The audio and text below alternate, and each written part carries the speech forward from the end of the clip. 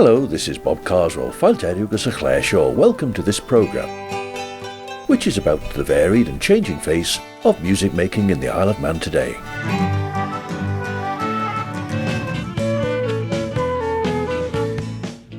And I'll be talking to some of the musicians who are making modern Manx music. Peddyr Cubberley, you're a whistle player, a flute player and a composer of many tunes. What projects have you got on the go at the moment? Well, we've always got things on the go there. It's just getting them finished is the job. I've gone back to Nafani a bit more now the last couple of years. I took some time out of that, and it was difficult actually living in Cregnish and commuting up to the north to do these things. It's a bit of a run, especially in the winter, but I've started to go back to that a bit more. The last couple of years we've had a couple of bands put together, actually Arragh, when we can get together, which consists of Tom Collister, Luke Melvin and his brother Adam. He plays bass. Either Kaz, my daughter, or Holly Jake Souling's daughter, and Souling herself. The whistle players are flexible, whoever's available. Nice to do harmonies. We were just getting stuff pulled together, and then we lost Tom off to college, but there's hope for us yet.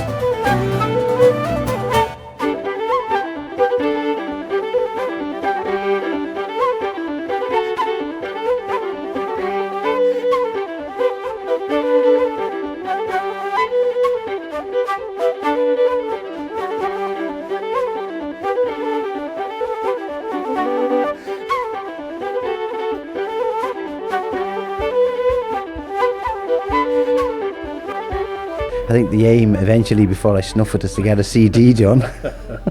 And also Mactullagh Vannin are working on a book of our tunes and arrangements, and possibly we're going to do a dance CD as well, because we're aware that there's not a lot of good enough material to dance to if you're short of a musician, one that's quite up-tempo. I suppose that comes from the Faney. They do tend to dance quite quickly because they're all young, so that's in the pipeline as well.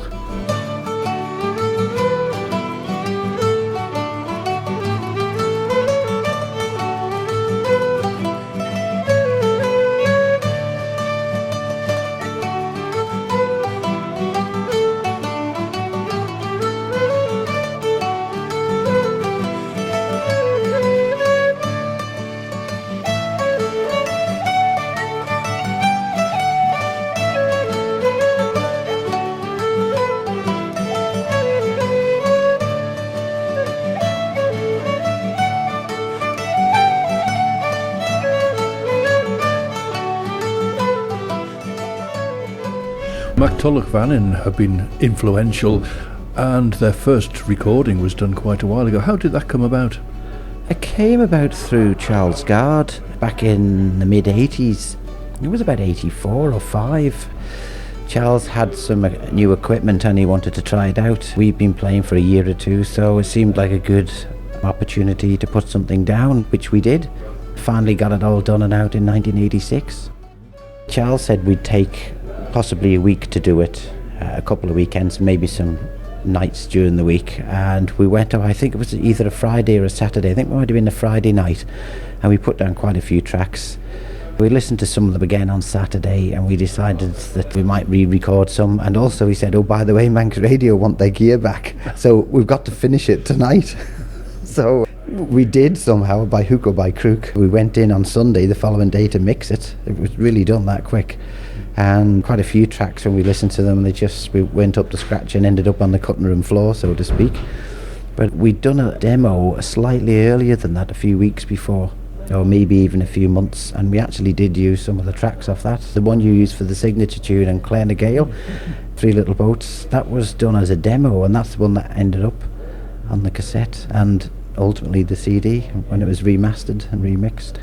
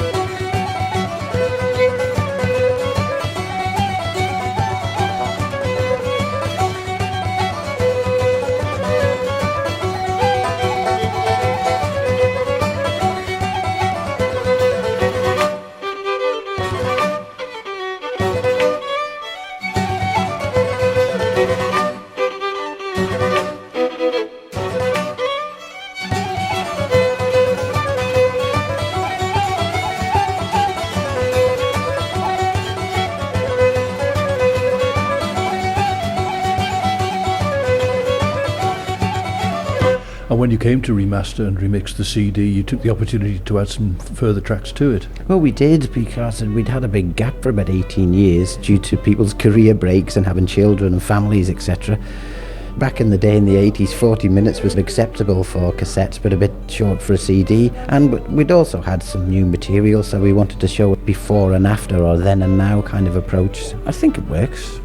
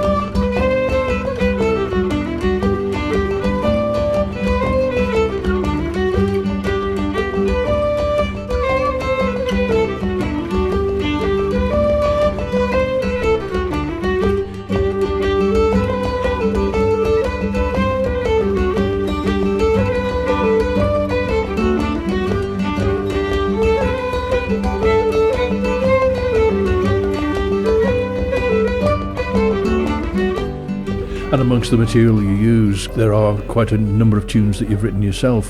What was the first tune that you wrote? I think it was in Arragh. I think that's the first decent tune I wrote. I remember mucking about with a few unfinished tunes and they didn't quite come, but that was the first one that I remember. That's back in the early 80s, probably 30 years ago now. And the reason I ended up writing quite a bit of stuff was, at the time I felt it was a bit slow to pick up some tunes, so I'd just be tootling about and it happened, just stuff started to come out, so I kept on that way really.